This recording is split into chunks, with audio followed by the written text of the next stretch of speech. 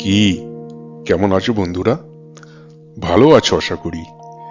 নতুন বছরে ইতিমধ্যেই দুটো মাস কেটে গেছে। দুটো মাস মানে 60টা দিন সময় স্রোতে তীরের মতো ছুটে বেরিয়ে চলে গেল। কি, তাই তো?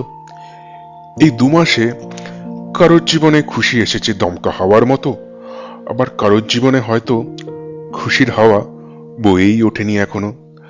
কারোর জীবনের স্বপ্ন সত্যি হয়েছে, আর কেউ তাদের জীবনে পুরনো স্বপ্ন ভাঙতে দেখেছে। তবে একটা কথা মনে রেখো বন্ধু, এটা কিন্তু শেষ নয়।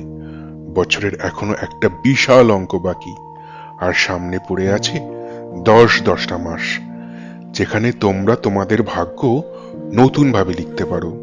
তাই মন খারাপ একদম করো না, শ্বাস নাও, উঠে দাঁড়াও, কারণ তোমাদের জীবনের গল্প এখনো অনেকটা বাকি। এই গল্প বলতে মনে পড়ল, আচ্ছা বলো তো, শেষ কবে তোমরা গল্প শুনেছিলে? মনে পড়ে সেই ছোটবেলায় শীতের দুপুরে ঠাকুমার পাশে শুয়ে লেপে মুড়ি দিয়ে গল্প, বা সন্ধ্যের বাতাসে দাদুর গম্ভীর গলায় শোনা ভূতের গল্প, কিংবা মামার বাড়িতে দিদির উত্তেজিত চোখে সেই ঝিলমিল করা দুঃসাহসিক কাহিনী? মনে পড়ে সেই সব দুপুর, সেই সব সন্ধ্যা, সেই সব আলো ছায়ার দিনগুলো কেমন অদৃশ্য হয়ে গেল, তাই না? যেন কারোর ছোঁয়ায় মুছে দেওয়া কোনো একটা প্রিয় স্মৃতি।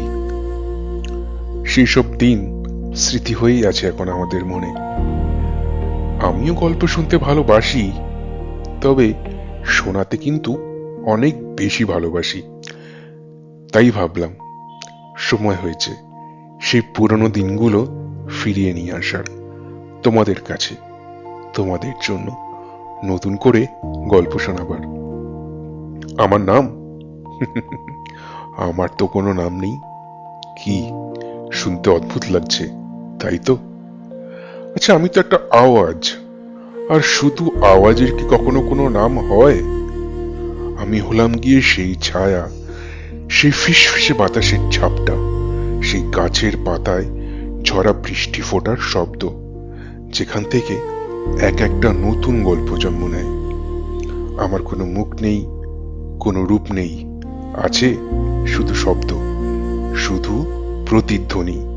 আর সেই প্রতিধ্বনি আজ তোমাদেরকে ডাকছে। কিসের জন্য? গল্প শোনার জন্য। আবার কিসের জন্য? এক একটা নতুন, নানা রকমের, নানান মেজাজের গল্প চলবে।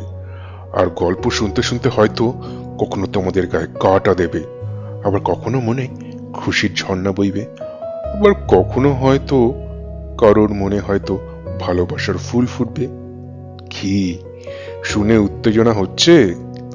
তবে একটা কথা, গল্প চলার পুরো সময় ধরে তোমাদের কিন্তু আমার সাথেই থাকতে হবে।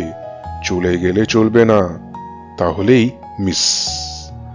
তাহলে প্রস্তুত হও, কারণ এখন আমরা প্রবেশ করতে চলেছি এমন এক গল্পের জগতে যেখানে সবকিছুই সম্ভব, যেখানে সময় থেমে যায়, ভাগ্য বাঁক নেয়, আর সাধারণ মানুষও অসাধারণ হয়ে ওঠে এক মুহূর্তে।